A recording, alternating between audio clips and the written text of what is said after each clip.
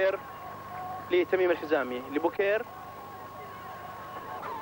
بالعرض طويلة ناحية عثمان مرزوق، فضي نفسه عثمان بيلعبها طويلة وعالية وعلى راس تميم الحزامي وتصطدم ببراونيز وترجع مرة ثانية، وحكم المباراة ما يحتسبها حكم المباراة ما احتسب الكرة دي وما احتسب الكرة هذه،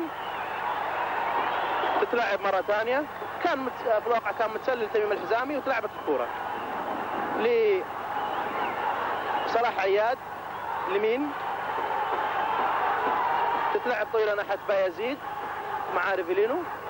بايزيد يحاول يعدي وتطول عليه